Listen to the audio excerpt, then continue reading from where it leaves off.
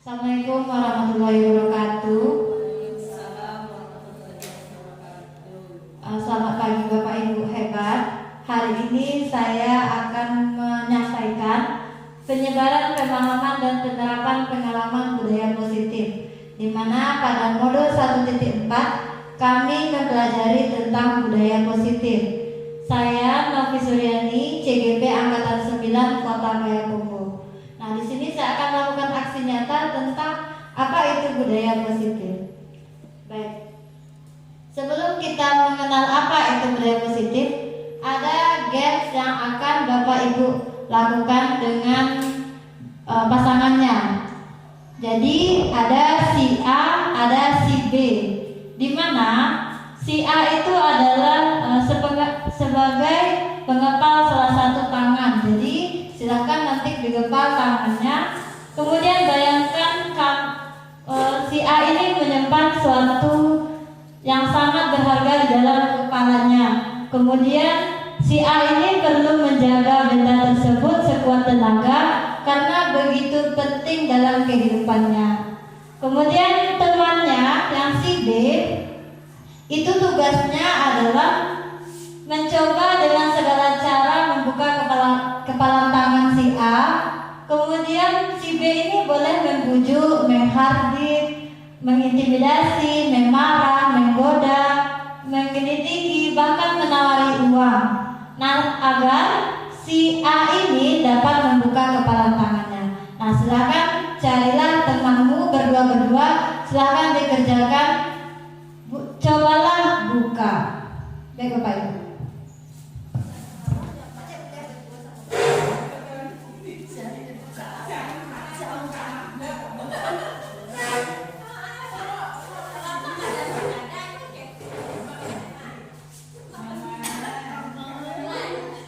Silakan dimulai.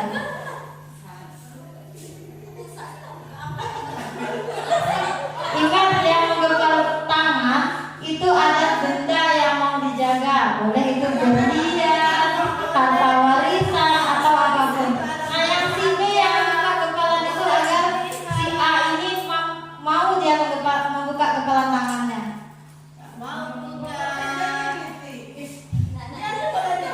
Kan boleh.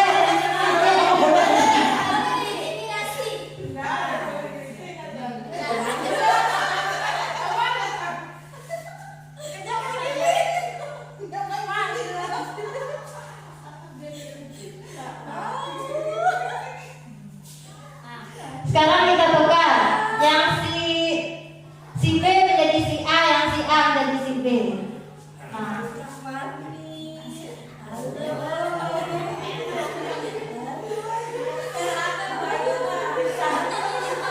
Ingat, itu adalah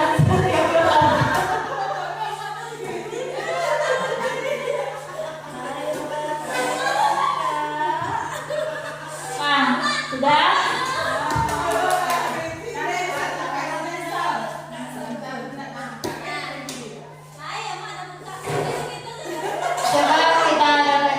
Bapak Ibu guru hebat. Di sini yang pertama, apakah kamu dan temanmu itu membuka kepala tangan?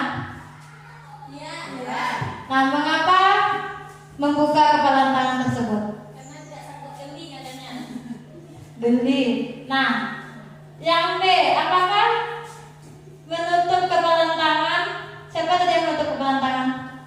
Nah, kenapa seperti itu, Mama?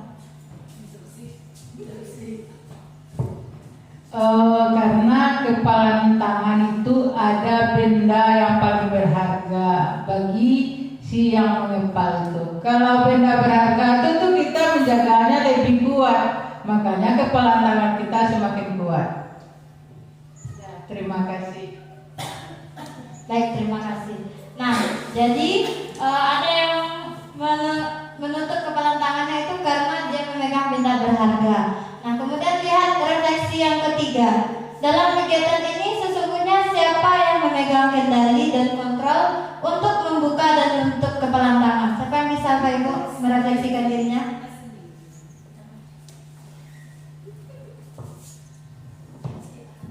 Nah, dalam kegiatan ini yang bisa memegang kendali itu tentu kita sendiri. Bagaimana kita bisa mempertahankan apa yang sudah kita pegang supaya tidak bisa didapatkan oleh orang lain. Baik, Ibu Marni, terima kasih atas jawabannya. Nah, betul sekali ya bahwa sang pengendali itu adalah diri kita sendiri. Jadi kitalah yang akan mengontrol apakah kita mau membuka atau menutup kepalan tangan tersebut. Karena kita tadi sudah diinstruksikan kepalan tangan ini berisikan benda yang berharga. Nah, kita adalah yang mengontrolnya apakah kita mau untuk membukakannya atau tidak. Nah, contohnya saja kepada peserta didik kita. Kitalah sebagai pengontrolnya, pengendalinya, di mana ada beberapa hal yang mungkin kita bisa dikatakan miskonsepsi tentang bagaimana kita mengontrol kelas kita tersebut. Nah, jadi hari ini kita akan belajar tentang konsep inti dari budaya positif. Nah, ada 8 konsep budaya positif, di mana yang pertama adalah perubahan paradigma belajar, yang kedua disiplin positif, yang ketiga nilai-nilai kebajikan, yang keempat kebutuhan dasar manusia, yang kelima motivasi perilaku manusia, posisi kontrol guru, keyakinan kelas, dan yang terakhir adalah segitiga restitusi. Nah, ini adalah yang harus kita ketahui bagaimana kita sebagai guru, posisi kita, dan bagaimana kita mengontrol kelas tersebut. Nah, kita mulai dari perubahan dengan pembelajaran dengan paradigma baru.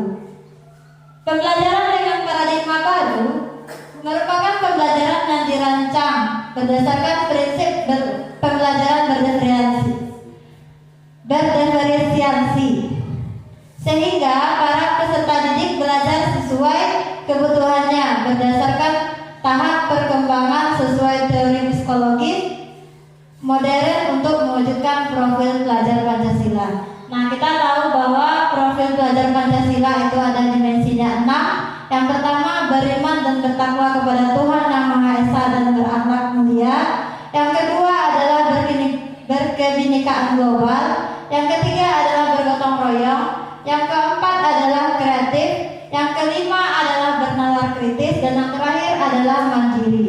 Nah, dengan pembelajaran dengan berparadigma baru yang pembelajaran berdiferensiasi ini akan mewujudkan bagaimana mewujudkan pelajar Pancasila tersebut sesuai dengan tahap perkembangan berdasarkan teori psikologis. Contohnya teori Piaget itu ada tahap kognitif, tahap pra, dan tahap selanjutnya.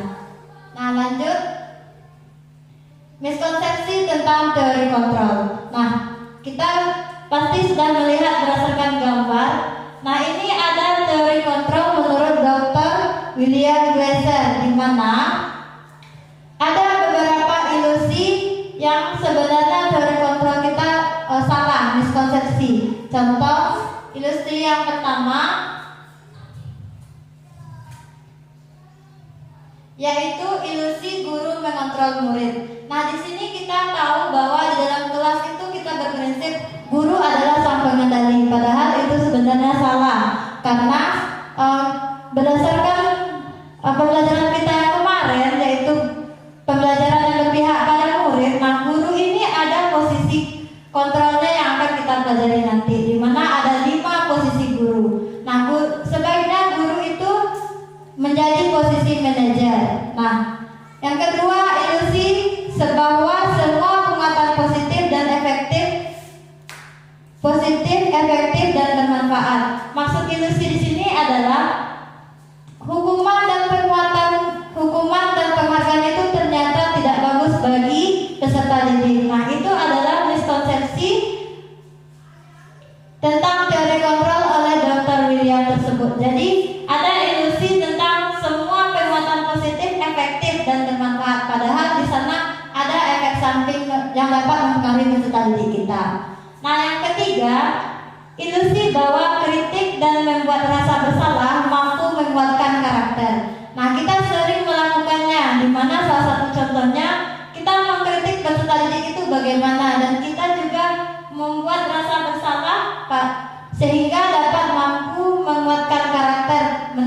mereka. Padahal mengkritik dan membuat mereka merasa bersalah itu salah satu membunuh karakter peserta didik. Nah, kita tahu bahwa karakter peserta didik tadi akan dicapai berdasarkan 6 dimensi profil pelajar Pancasila. Nah, yang terakhir adalah ilusi bahwa orang dewasa berhak memaksa. Nah, ini adalah miskonsepsi dari teori kontrolnya, di mana kita tahu bahwa orang dewasa berhak memaksa, tapi kita harus tahu juga peserta didik itu memiliki kebutuhan dasar. Peserta didik itu adalah manusia yang merdeka, manusia yang mempunyai kebebasan. Nah, jadi kita tidak bisa berprinsip bahwa orang dewasa itu berhak untuk memaksa. Sampai sini ada pertanyaan Bapak Ibu? Lanjut. Mengubah paradigma stimulus respon ke pendekatan teori kontrol. Nah, di sini ada respon dan teori kontrol. Kita lihat satu-satu ya Bapak Ibu ya. Pada stimulus respon, realitas kebutuhan kita itu sama, tapi kalau teori kontrol, realitas atau kebutuhan kita itu berbeda-beda. Nah, ini kita tahu bahwa setiap individu itu memiliki sifat yang berbeda-beda. Yang kedua, semua orang melihat hal yang sama pada stimulus respon. Kalau di teori kontrol, setiap orang memiliki gambaran yang berbeda. Nah, yang ketiga, kita mencoba mengubah orang agar berpandangan sama dengan kita. Kalau teori kontrolnya, kita berusaha memahami pandangan orang lain tentang dunia. Nah, ini seringkali kita melakukannya, bahwa kita mengendalikan peserta didik itu kebanyakan di stimulus respon. Nah, kita mencoba agar peserta didik kita itu berpandangan yang sama. Misalnya dia harus pintar pandangan kita. Nah, karena kita terstimulasi dengan peserta didik yang pintar, jadi kita tidak bisa melihat apakah peserta didik itu mampu atau tidak berdasarkan pemikiran kita. Nah, yang keempat, perilaku buruk dilihat dari suatu kesalahan. Nah, dari stimulus respon ini kita bisa melihat bahwa siswa yang melakukan satu kesalahan kita cap jadi siswa yang nakal, kategori nakal. Tapi kita harus melihat kembali lagi kenapa mereka membuat kesalahan. Nah, di teori kontrol, semua perilaku memiliki tujuan. Jadi kita harus mengetahui apa tujuan mereka untuk melakukan seperti itu. Apakah ada kebutuhan dasar manusianya yang belum terpenuhi. Nah, kemudian di stimulus respon, orang lain bisa mengontrol saya. Kemudian di teori kontrol yang telah kita simulasikan tadi, hanya Anda yang bisa mengontrol diri Anda. Contoh kepala tangan tadi. Nah, hanya kita lah yang bisa membuka atau menutup kepala tangan kita. Walaupun kita diiming-imingkan, dimintik, diberi sesuatu penghargaan atau diberi uang pun, nah kita lah yang akan mengendalikannya, apakah kita mau atau tidak membukanya. Lanjut, saya bisa mengontrol orang lain. Ini adalah stimulus respon. Nah, ini sering kita melakukannya di kelas saya sendiri pun juga saya akui. Tapi karena saya sudah belajar tentang budaya positif, saya mulai mengubah paradigma pembelajaran yang saya lakukan di kelas. Kemudian Anda tidak bisa mengontrol orang lain, itu adalah teorinya, kontrolnya. Pemaksaan ada pada saat bujukan gagal. Kemudian teori kontrolnya, kolaborasi dan konsensus menciptakan pilihan-pilihan baru. Yang terakhir, model berpikir menang atau kalah. Nah, di sini stimulus respon kita seperti itu kebanyakan. Contoh, kita memberikan tugas kepada anak, itu kita berprinsip apakah anak membuat atau tidak. Nah, tapi kalau di teori kontrol, model berpikirnya adalah menang-menang. Menangnya di sini kenapa 2 kali? Itu tanda kutip menang. Menang itu banyak, apakah menang di bagian prosesnya atau hasilnya atau proses dan hasil. Nah, disitulah kita bisa melihat bagaimana kita seorang guru, posisi guru untuk mengajarkan peserta didik. Nah, jadi teori kontrol ini sangat berguna bagi pembelajaran kita. Nah, sekarang saya ingin bertanya Posisi mana yang sering kita lakukan? Apakah stimulus respon atau teori kontrol?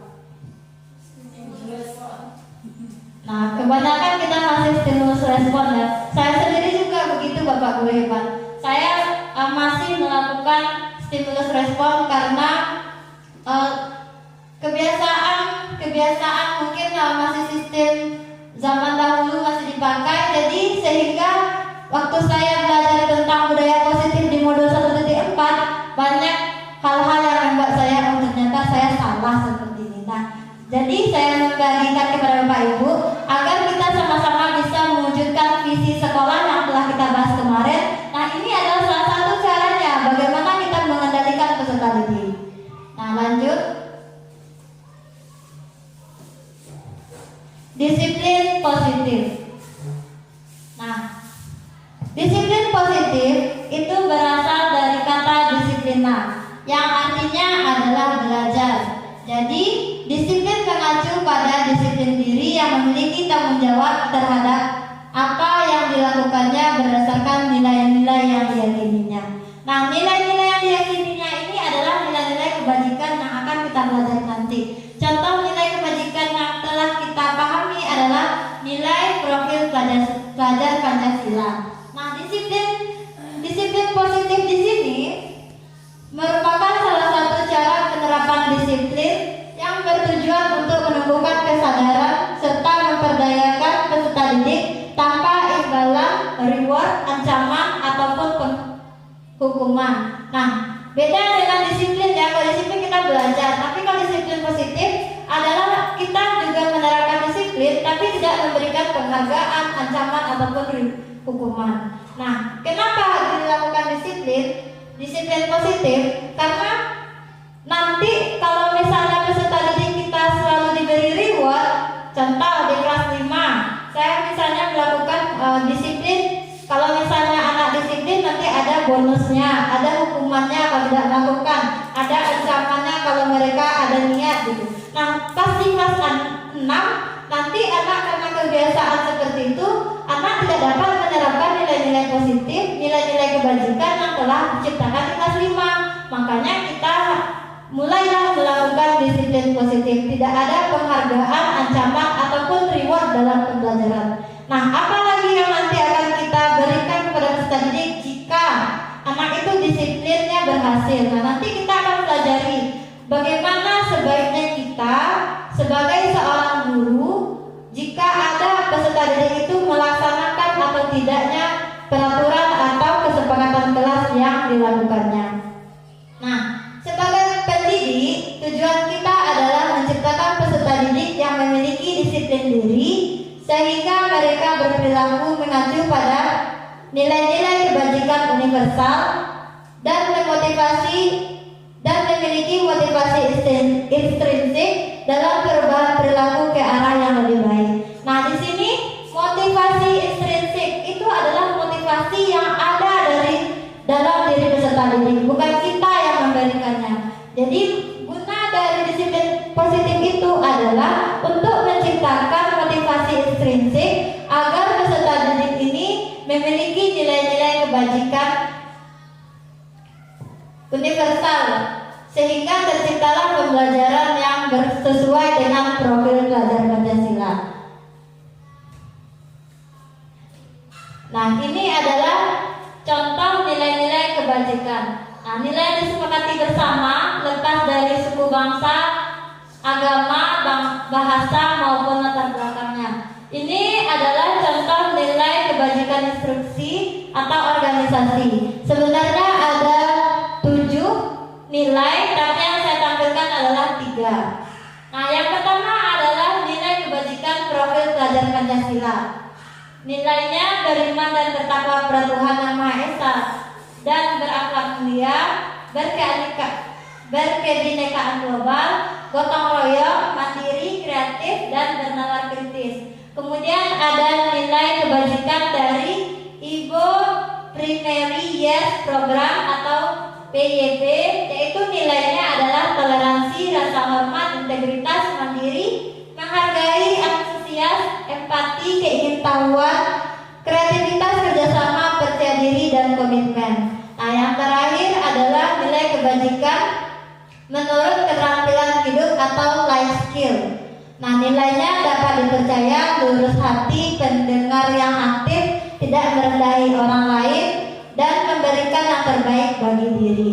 Nah, nilai-nilai inilah yang ingin kita munculkan agar peserta didik itu memiliki motivasi intrinsik untuk memiliki nilai-nilai yang telah kita terapkan. Nah, kita tahu bahwa di SD kita itu pembelajaran kurikulum merdeka harus sesuai dengan nilai profil pelajaran Pancasila. Nah, diharapkan peserta didik ini memiliki motivasi intrinsik untuk menerapkannya dan tertanam dalam dirinya nilai-nilai yang ada pada profil pelajaran Pancasila. Semangat Bapak Ibu. Nah, kebutuhan dasar manusia. Kebutuhan dasar manusia adalah segala sesuatu yang kita lakukan untuk mendapatkan apa yang kita inginkan. Seluruh tindakan yang kita lakukan memiliki tujuan tertentu, dan semua usaha terbaik yang kita lakukan adalah dalam rangka agar kebutuhan dasar kita terpenuhi dengan baik. Nah, mungkin peserta didik kita belum memenuhi kebutuhan dasar manusianya, sehingga mereka memiliki perilaku yang tidak sesuai pada tempatnya. Nah, kebutuhan dasar yang mana saja yang belum terpenuhi? Di sini ada 5 kebutuhan dasar manusia. Yang pertama adalah bertahan hidup. Mungkin peserta didik kita belum terpenuhi kebutuhan dasarnya, makanannya, pakaiannya, tempat tinggal, keamanan, kesehatan. Ini adalah salah satu faktor yang menyebabkan peserta didik itu memiliki perilaku yang menyimpang. Nah, inilah tugas kita, bukan tugas kita untuk membuatkan rumah atau memberikan pakaian, tapi memberikan keamanan di sekolah, sehingga sekolah ini menjadi rumah kedua bagi mereka. Nah, jadi terpenuhilah kebutuhan dasarnya. Mungkin peserta didik kita juga kurang kasih sayang dan rasa diterima.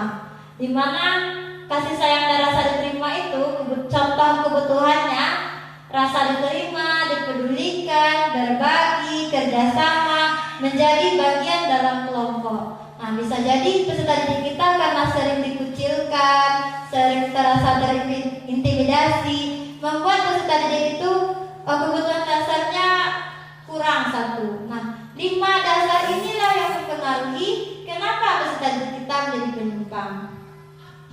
Kemudian kebutuhan yang ketiga adalah penguasaan, di mana di sana harga diri, keinginan untuk dianggap, memimpin, itu merupakan salah satu contoh kebutuhan bagi peserta didik kita. Mungkin mereka merasa tidak dianggap atau dikucilkan bagi kita maupun di rumahnya. Itu adalah salah satu kebutuhan dasar yang membuat peserta didik ini menjadi berperilaku seperti itu.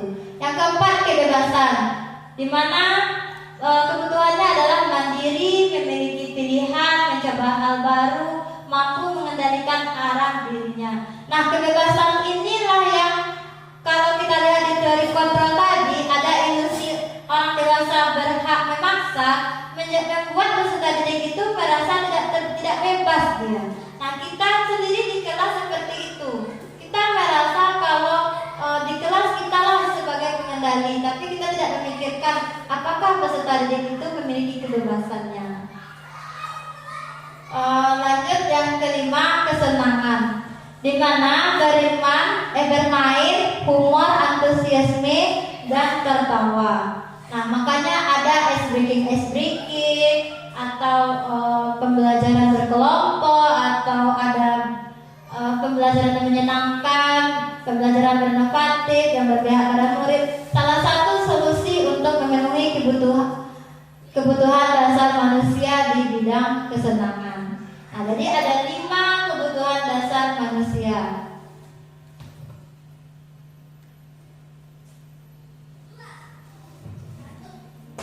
Motivasi perilaku manusia. Di sini ada 2 motivasi. motivasi ekstrinsik dan motivasi intrinsik. Motivasi ekstrinsik adalah motivasi yang datang atau dari luar peserta didik. Kalau motivasi intrinsik adalah motivasi yang ada pada dirinya. Nah, di mana motivasi ekstrinsik ini untuk menghindari ketidaknyamanan atau hukuman dan untuk mendapatkan imbalan atau penghargaan dari orang lain. Jadi mereka itu berbuat baik atau berbuat jahat itu memiliki perilaku motivasi intrinsik, di mana contohnya dia berperilaku baik untuk mendapatkan bintang di kelas harus berperilaku baik. Nah, itu adalah salah satu motivasi ekstrinsik yang kita berikan kepada peserta didik. Nah, ada motivasi intrinsik di mana untuk menjadi orang yang mereka inginkan dan menghargai diri sendiri dengan nilai-nilai yang mereka percaya. Ini adalah motivasi yang sangat baik. Ini adalah motivasi yang harus kita tumbuhkan agar peserta didik itu melakukan perilakunya atau dapat menerapkan profil pelajar Pancasila dari dirinya sendiri atas kesadarannya sendiri. Jadi bukan kita lagi yang akan menerapkannya. Boleh. Jadi kalau kita menafsirkan, apakah kita boleh melakukan bintang di kelas atau melakukan reward? Itu sebenarnya boleh-boleh saja, tapi diharapkan jangan sampai terus-menerus karena akan menjadi kebiasaan, akan menjadi suatu hal kebutuhan bagi peserta didik itu. Nah, nanti kalau misalnya saya selalu berikan reward, nanti datang Ibu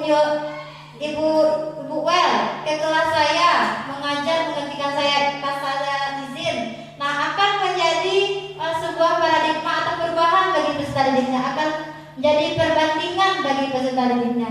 Nanti jangan sampai peserta didik bercak seperti ini. Nah, sama ibu ini diberi reward, sama ibu ini tidak. Jadi ibu yang tidak akan memberikan reward itu dianggap sepele bagi peserta didik. Makanya kita lebih baik mensamakan persepsi, mensamakan bagaimana seharusnya motivasi perilaku manusia. Sebaiknya itu motivasinya adalah motivasi intrinsik dari dalam dirinya sendiri. Nah, di sini hukuman, konsekuensi, dan restitusi. Ini adalah 3 cara bagaimana menyelesaikan suatu masalah berdasarkan perilaku atau kegiatan yang telah dilakukan oleh peserta didik kita. Nah, di sini ada hukuman. Hukuman itu tidak terencana atau tiba-tiba. Murid tidak tahu apa yang akan terjadi atau tidak dilibatkan, bersifat satu arah dan berupa hukuman fisik atau psikis. Nah, kalau konsekuensi terencana atau disepakati sesuai dengan peraturan, murid tetap dibuat tidak nyaman, sikap guru selalu memonitor murid. Yang ketiga, restitusi. Proses menciptakan kondisi bagi murid untuk memperbaiki kesalahan. Proses kolaboratif yang mengajarkan murid untuk mencari solusi tersendiri. Nah, dari ketiga cara ini, mana yang menurut Bapak Ibu yang terbaik? Boleh berikan alasannya?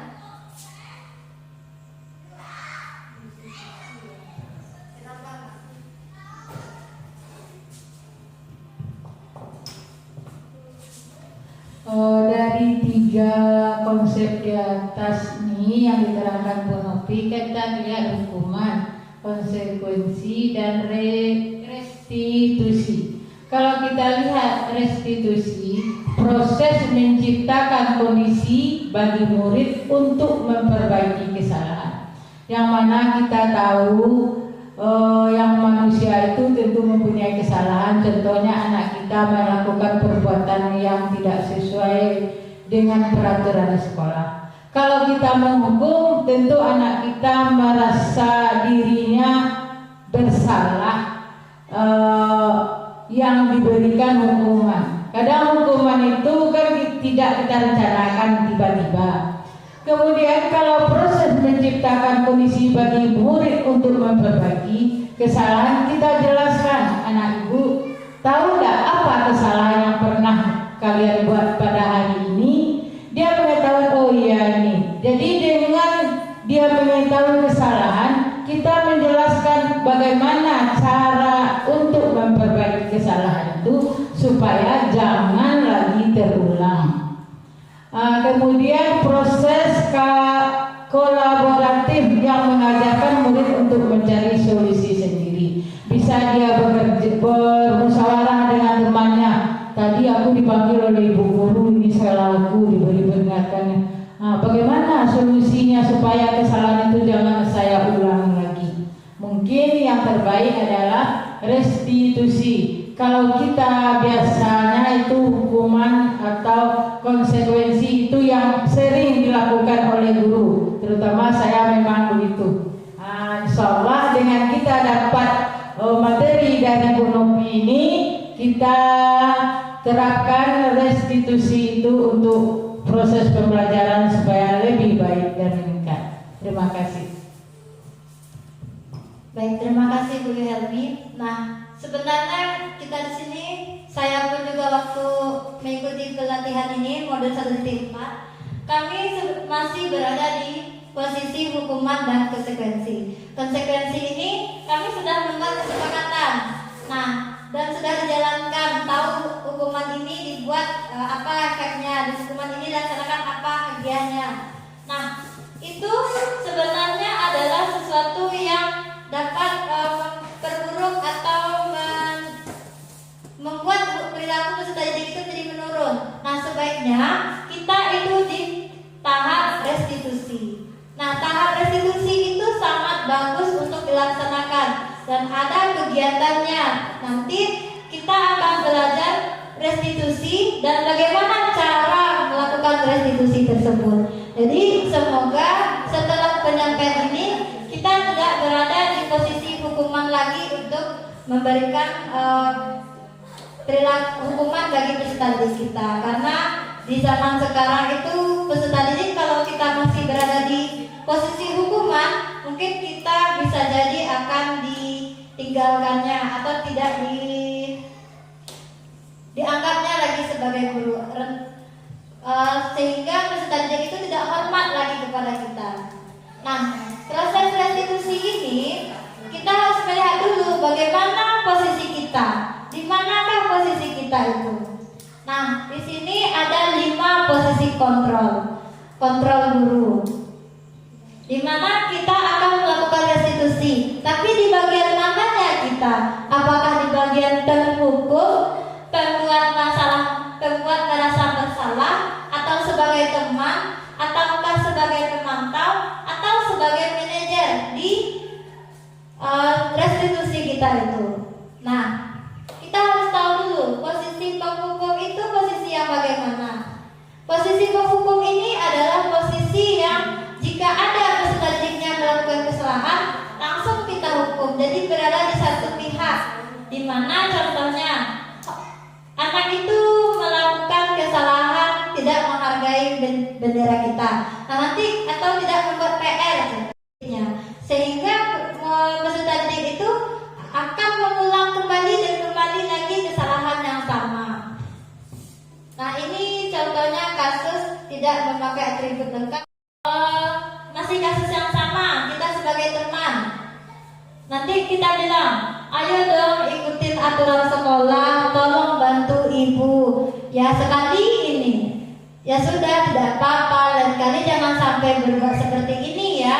Nah, itu adalah posisi kita sebagai guru di tahap teman.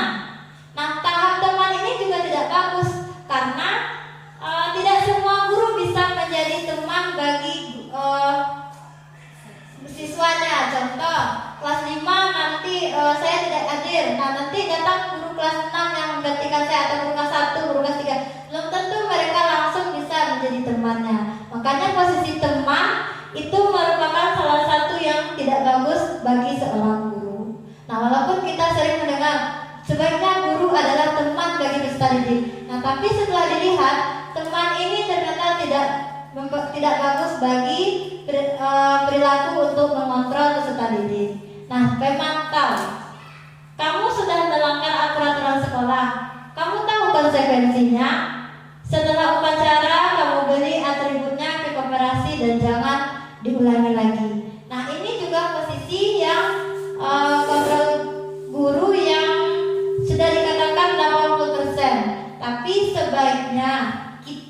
sebagai guru itu harus berada di posisi manajer.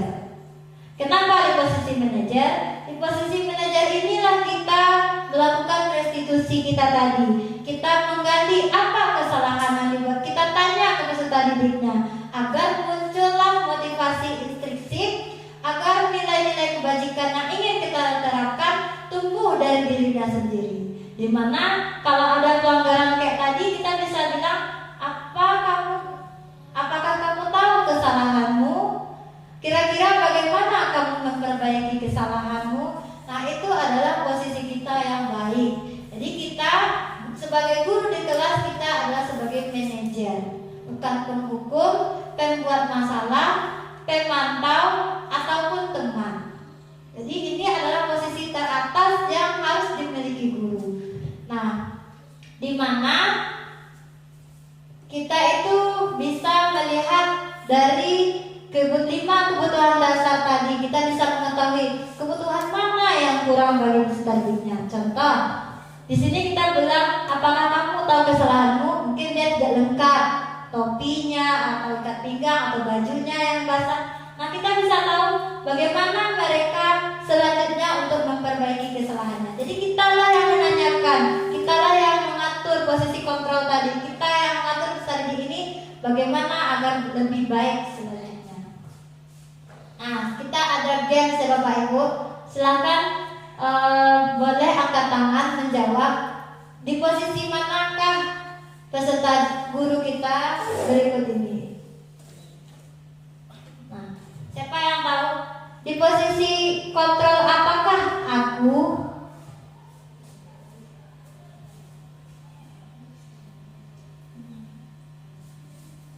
Siapa yang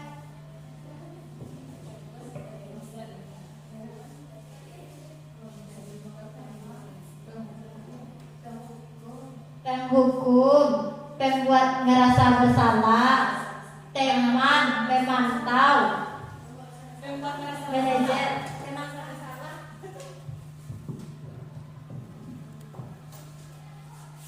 Jawabannya menurut saya itu pembuat merasa bersalah, karena di sini Bapak gurunya menanyakan berapa kali Bapak harus memberitahu kamu ya. Jadi di sana seolah-olah seorang gurunya itu memberikan ancaman, menyuruh anak untuk berpikir berapa kali dia sudah melakukan sebuah kesalahan, sehingga di sini dikatakannya kalau orang tua kamu tahu kamu berbuat salah begini gimana? Jadi merasa bersalah jadinya yang dilimpahkan kepada anak tersebut. Begitu menurut saya. Baik, terima kasih Ibu Marni. Ada yang berbeda dengan pendapat Ibu Marni?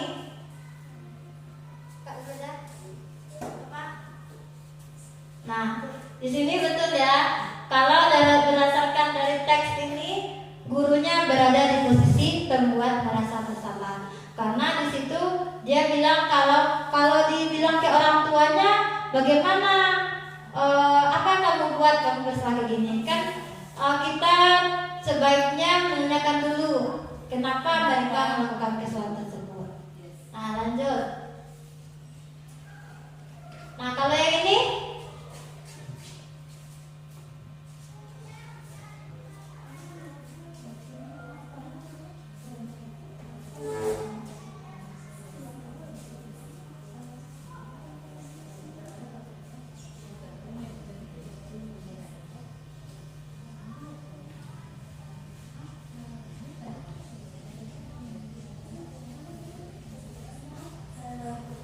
pembuat masalah, teman, pemantau, manajer.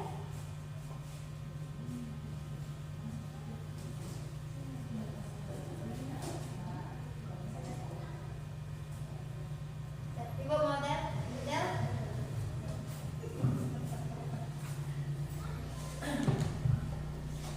Kalau menurut saya sama dengan Bu Mami tadi, merasa bersalah karena Bapak gurunya udah memberikan mungkin peraturan terus nggak didengar oleh siswanya, mungkin terus dia bertanya peraturannya apa lagi gitu, apa yang telah kamu lakukan, sanksinya atau konsekuensinya apa gitu. Jadi itu kata bapak gurunya. Jadi dia merasa bersalah mungkin karena tidak didengar oleh muridnya, udah apakah peraturan atau sanksi atau konsekuensinya lalu nggak didengar. Jadi pak gurunya merasa bersalah karena nggak didengar apa peraturan yang telah dibuat. Kasih Bu Nawi. Terima kasih Bu Del. Ada yang berbeda? Terima kasih Bu Noti. Kalau saya berpendapat ini manajer, karena kan ditanya ini peraturannya apa, apa yang telah kamu lakukan, sanksi apa, konsekuensi apa, kan tidak anak tidak akan merasa bersalah kalau ini kan dia cuma berpikir apa yang saya lakukannya, apakah udah menurut peraturan ya, kan seperti itu. Kalau menurut saya lain. Ada berbeda? Oh, baik Bapak Ibu. Di sini jawabannya adalah guru sebagai pemantau. Kenapa pemantau? Di sini dia menjelaskan kalau peserta didiknya melakukan kesalahan, dia langsung bertanya, peraturannya apa? Apa yang telah kamu lakukan? Sanksi atau konsekuensi apa? Kalau kita sebagai manajer, kita ditanya dulu, apa yang telah kamu lakukan? Kenapa kamu seperti itu? Nah, apa sebaiknya yang kamu lakukan agar tidak mengulangi kembali? Jadi kalau kita langsung tanya peraturannya apa, konsekuensi atau sangsikah yang dikerjakan, kita adalah sebagai pemantau. Paham di sini?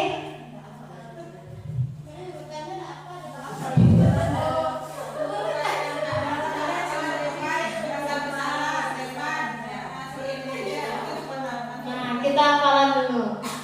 Posisi kontrol guru. Cara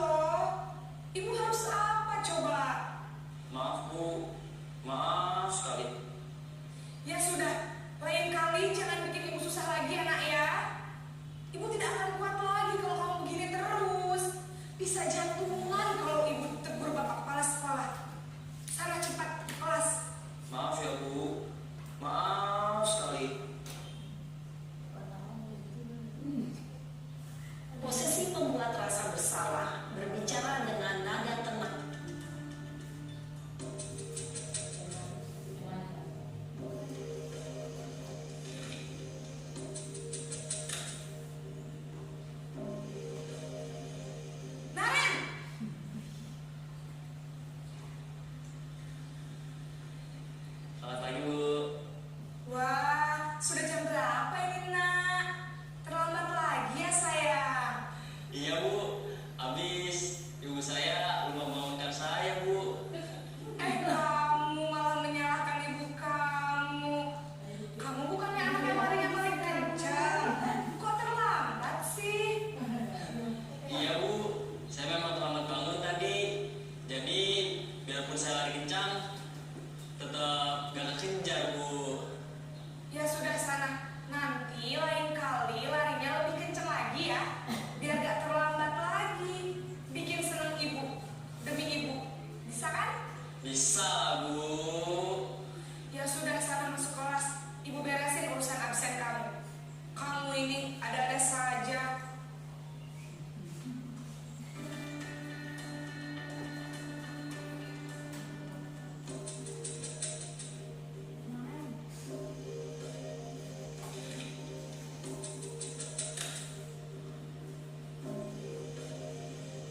Naren!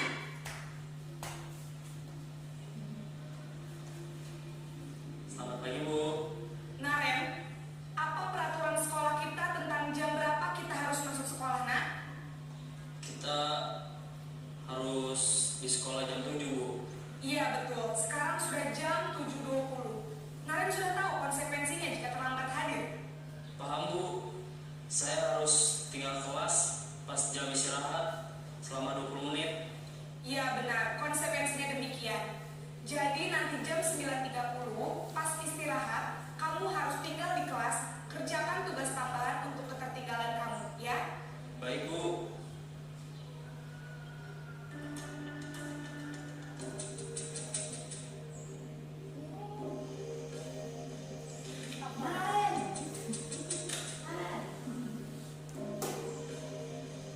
Naren!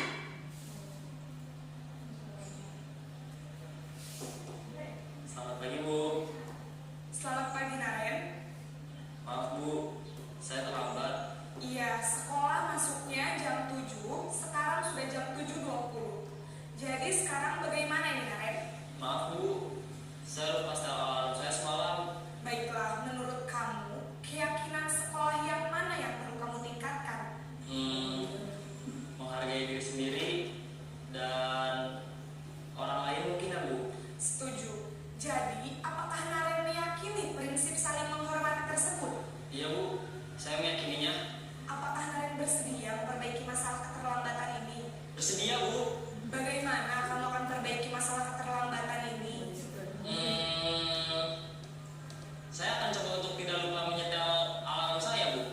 Baik, kalau Naren lupa menyetel alarm di rumah, ada orang yang kira-kira bisa bantu mengingatkan tidak? Ada, Bu. Kakak saya, Kak Emma.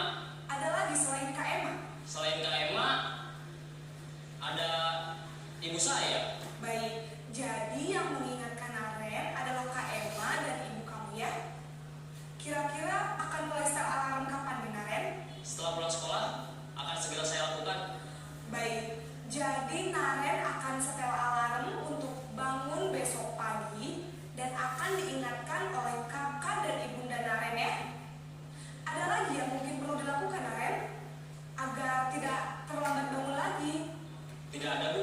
Baik, Naren. Terima kasih untuk kerjasama kamu. Sekarang kamu perlu kembali ke kelas untuk belajar. Baik, Bu. Terima kasih. Yuk, kalau dekat dengan Unlimited Hosting, layanan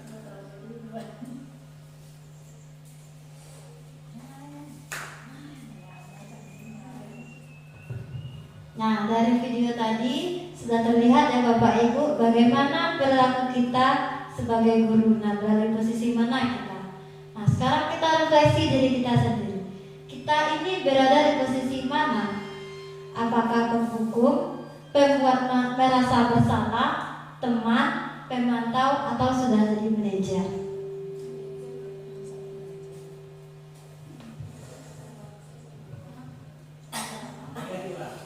Boleh? mendekati manajer. Pemantau mendekati manajer. Itu posisi Pak Yono. Kalau Bapak guru yang lain, Bu Meli berada di posisi mana? penghukum dan pembuat merasa bersalah. Ibu Well?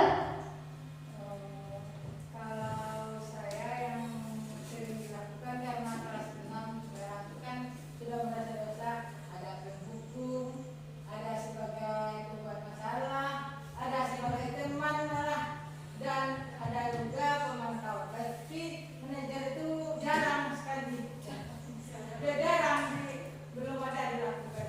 Kalau sebagai teman ada yang dia juga berbicara itu. Jadi saya yang pernah tergolong penghukum, pembuat merasa bersalah, teman dan pemantau. Kalau Ibu Marni? Kalau saya dari yang 5 itu 4. Kalau manajer belum sampai. Karena di kelas itu saya juga sering menghukum, sering juga membuat gimana rasa bersalah murid itu bisa saya gali, kemudian saya bisa jadi teman dan memantau perilaku yang mereka lakukan, sehingga kalau manajer belum tercapai bersama saya. Udah? Sama dengan orang lebih. Kalau manajer belum tercapai oleh saya,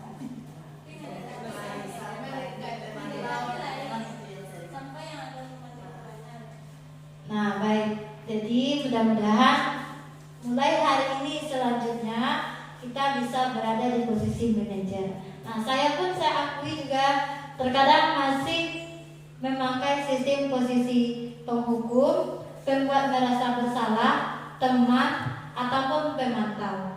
Nah, tapi kebanyakan penghukum ya Bapak Ibu ya.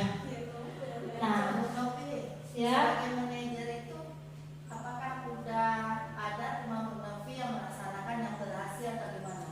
Soalnya ini kalau manajer itu soalnya kadang-kadang anak itu kan diulang lagi, dibuatnya lagi kesalahan. Bagaimana dia mengatasi lagi?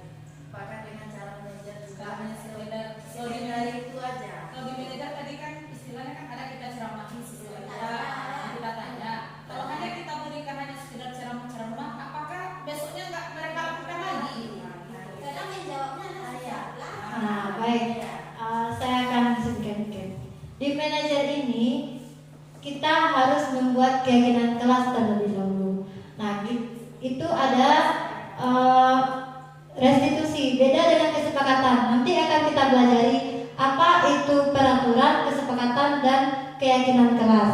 Nah, kalau kesepakatan telah kita buat, kita langsung saja bertanya kepada peserta didik itu, apa keyakinan kelas yang telah dilanggar. Nah, makanya nanti akan saya tampilkan apakah cara bagaimana prosedur membuat keyakinan kelas itu. Nah, untuk adakah guru yang telah melakukan sebagai manajer? Di sini kalau kami sesama CGP itu alhamdulillah banyak penghukum dan sebagainya. Karena kami baru mengetahui. Tapi kalau PP pengajar praktek, kalau boleh mohon maaf, pengajar prakteknya itu kan baru, jadi dia juga mungkin baru mengetahui. Tapi kalau fasilitator itu mungkin sudah. Fasilitator itu adalah tahap dari lulus CGP dapat boleh jadi PP pengajar praktek. Lulus pengajar praktek bisa di fasilitator. Nah, jadi dia sudah tingkat di atas. Nah, dia harus mengajarkan atau menerapkan praktik baik ke kelasnya. Nah, saya berpikiran positif, mungkin fasilitator itu sudah menerapkan manajer. Tapi kalau saya dan teman-teman seangkatan itu kalau boleh dikatakan belum. Nah, karena kami mungkin bukan tidak mengetahui posisi-posisinya itu, tapi kebanyakan realitanya dan berdasarkan kehidupan sekarang itu peserta didiknya itu dan cara kami menyelesaikan masalahnya itu belum menemukan solusi. Nah, dari materi budaya positif kami dapat mengetahui bagaimana sebaiknya menyelesaikan masalah peserta didik. Nah, makanya tadi di situ ada kebutuhan dasar yang harus kita pelajari, apa saja yang harus dimiliki peserta didik sehingga terciptanya perilaku seperti itu. Nah, ada juga teori kontrolnya. Kita harus tahu kita itu sebagai orang dewasa tidak boleh memaksakan kehendak. Nah, makanya kita pelajari bagaikan jenjang. Kita pelajari dulu kebutuhan dasarnya apa, teori kontrolnya bagaimana, posisi kita sebagai guru itu di mana, apa hukuman, konsekuensi dan restitusi. Nah, itu adalah tahap untuk bagaimana menyelesaikan masalahnya. Di sini nanti puncak kita adalah segitiga restitusi. Tadi kan ada 8 inti budaya positif. Nah, dari segitiga restitusi itulah kita bisa menyelesaikan masalah peserta didik. Nah, jadi itu menurut saya udah jawaban dari saya. Kenapa kita harus mengetahui mulai dari teorinya, teori kontrolnya bagaimana, kebutuhan dasar peserta didik kita apa yang kurang, dan di mana posisi kita sebagai seorang guru. Nah, saya lanjutkan ya Bapak Ibu.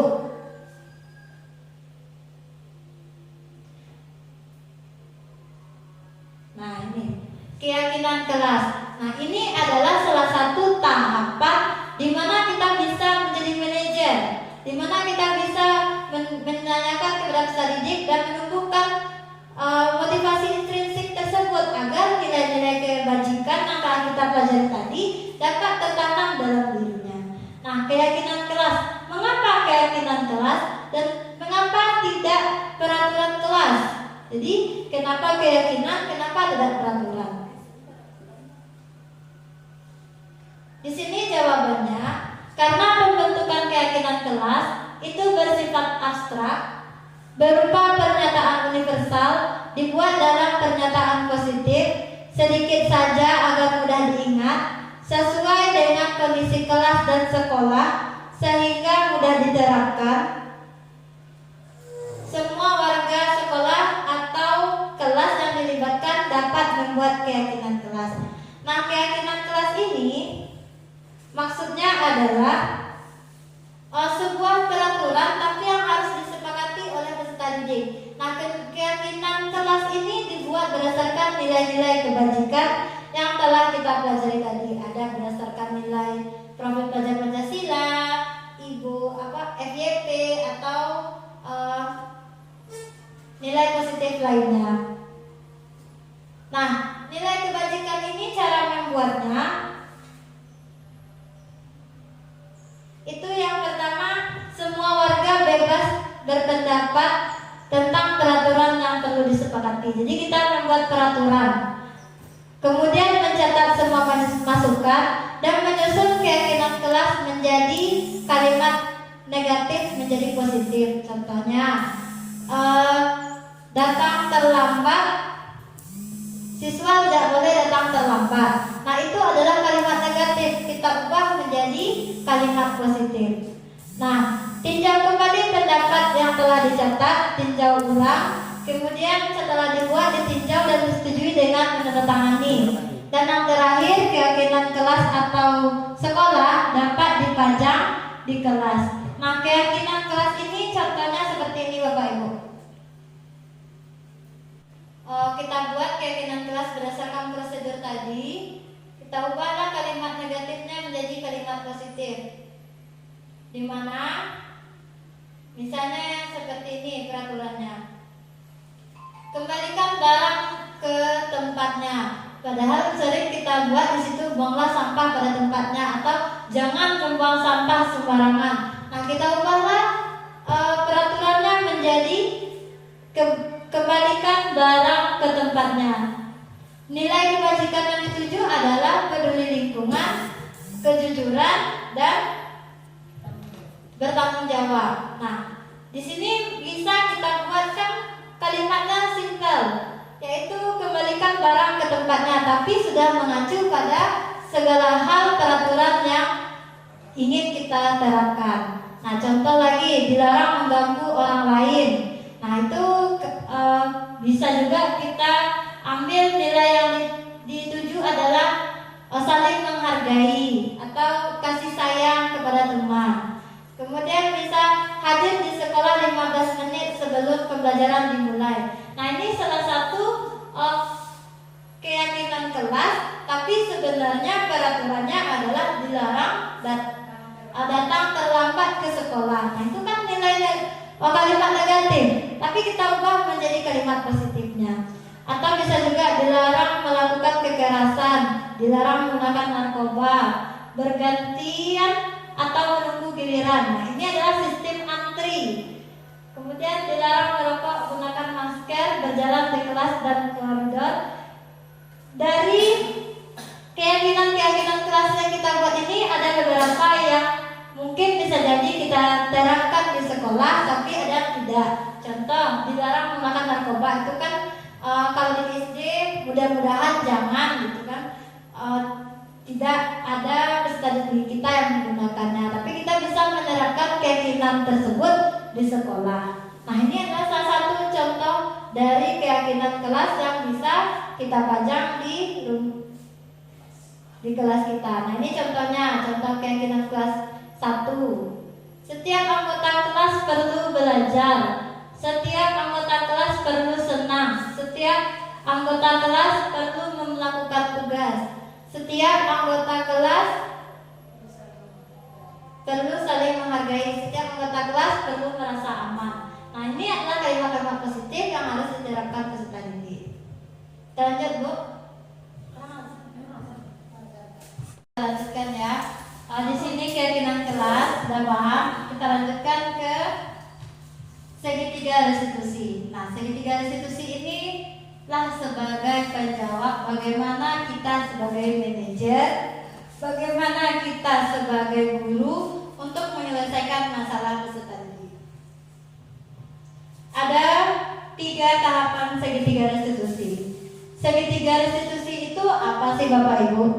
Segitiga restitusi adalah suatu proses dialog yang dijalankan oleh guru agar dapat menghasilkan murid yang mandiri dan bertanggung jawab. Nah, di sini kata kuncinya adalah dialog atau berbicara dengan peserta didik, menggali apa saja yang membuat peserta didik melakukan kesalahan tersebut. Tahapan yang pertama adalah menstabilkan identitas. Yang kedua, validasi tindakan yang salah. Dan yang ketiga, menanyakan keyakinan.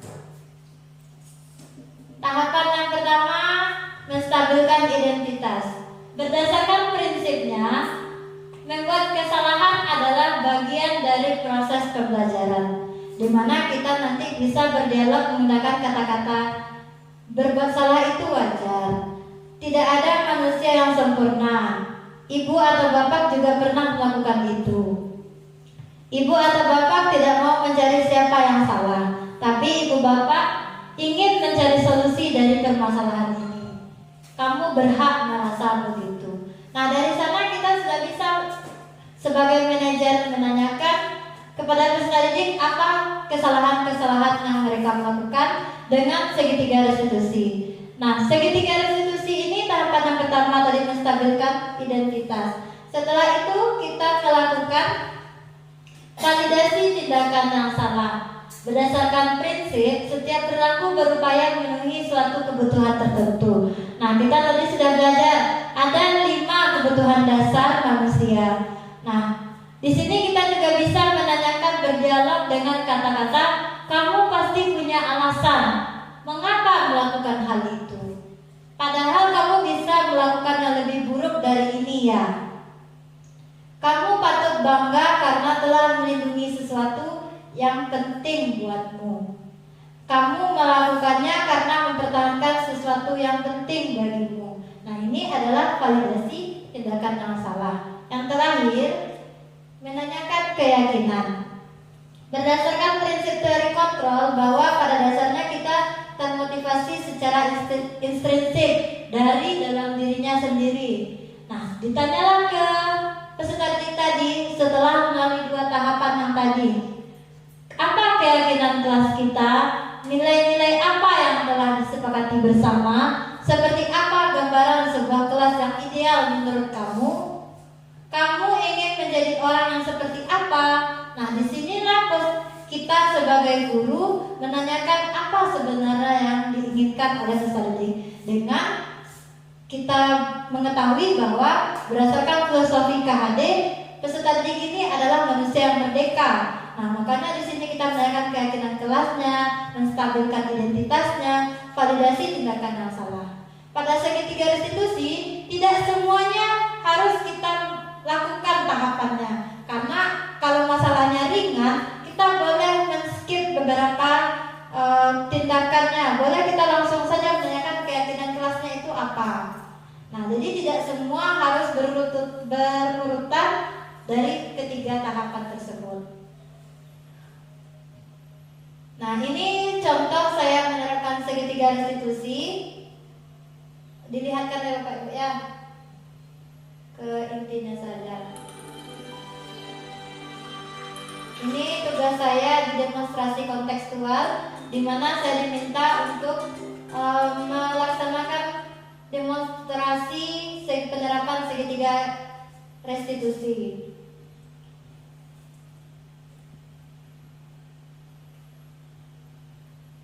Nah, ini kasusnya Ika datang terlambat karena banyak pelajaran yang tertinggal.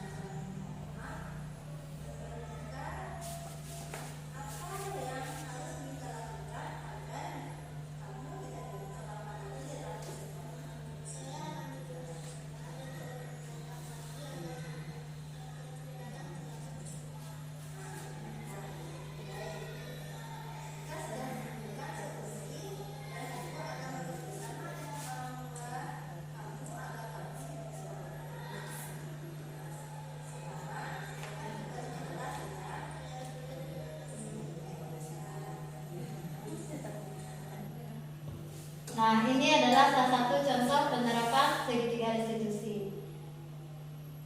Lanjutkan ya Bapak Ibu. Nah, penutup.